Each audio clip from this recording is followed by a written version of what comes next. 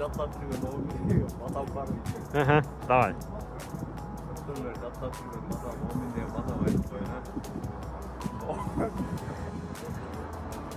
Benim o işte şu yalan be. Şu yalan ya. Gideriz ya. Evet Sen işte. ülmeyin şu kolun içine yarak, boyun da içine yarak. Cepheyisin bu ya. Sen yüzünde hazır.